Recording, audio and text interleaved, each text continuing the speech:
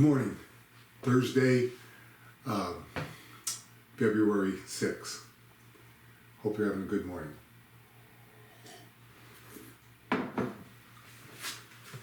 This morning,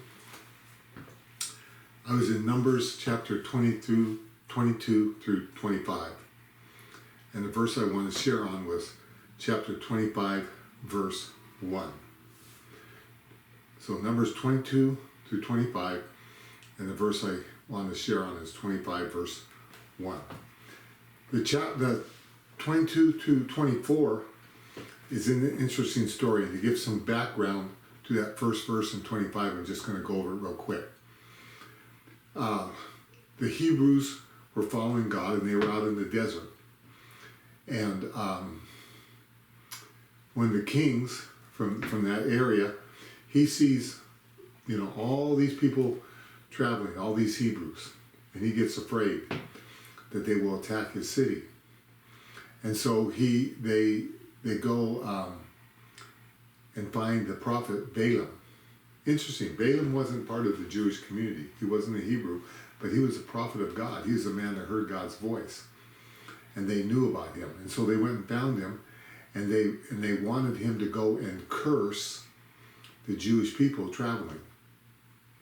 So Balaam said, well, I'll sleep on it. I'll seek God tonight, and I'll tell you in the morning what God tells me. Well, God told him, you don't curse my people. These are my people. You don't curse them. And so Balaam tells him the next day, I can't do that. I can only say what God tells me to say. And there's a series of events that happen, and Balaam acts really foolish and tries to do what God tells him not to do, but God prevails, and God protects his people in the desert that are following him. He protects them. Chapters 20 through the end of chapter 24. God watches out for them. They don't even know this is going on. They don't even know that someone is trying to hire someone to curse them. And he's not able to curse them because God protects them. How often does God protect us so we don't know it? When we're following him, when we're being obedient to him, when we're walking in his ways. But you come to the first verse in chapter 25. While Israel lived in Shittim, the people began to whore with the daughters of Moab. So here we have a whole different story. God watched out over his people. He would not let the enemy have victory over them. He watched out over them as long as they were obedient. They were following him. They were camped where they were supposed to be camped. They were following the cloud when the cloud would move. They were listening to Moses, and God protected his people. But then starting in verse 1 of chapter 25, they began to whore with the daughters of Moab. The Jewish men, the Hebrew men, began to go out and just sleep with the women of this other tribe. Whore after them, think about them, lust after them, and go take them for themselves. As we go on in that chapter, there's destruction comes to many of them because of the disobedience that they were doing. They began to not follow God anymore. They began to do what they wanted to do. They began to allow their flesh to lead their life, not the Spirit of the living God. It's interesting because as long as they were following God and the enemy was trying to attack, they were protected.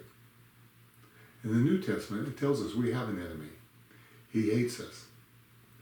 As long as I'm following the Lord, I don't have to worry about him. Paul says we should not be ignorant. We should know that we have an enemy, and it says to put on the armor of God. It tells us it's putting on Jesus. It's putting on the Lord. It's putting on the breastplate of righteousness. He is our righteousness. Having the sword of faith. He is our faith. He is the Word of God. Helmet for our thinking. He is the one who renews our thinking. He gives us the mind of Christ. It's putting him on. is when I am walking with the Lord, when I'm obedient to the Lord, when I'm enjoying fellowship with the Lord, the enemy tries to attack, and God always protects me. It's really not the enemy that destroys me. The destruction comes when I decide to not follow, when I decide to be disobedient, when I go looking for something that God has not said for me to do, when I begin to practice things that God has told me, Tom, do not do that. I don't have to worry about the enemy. God protects me.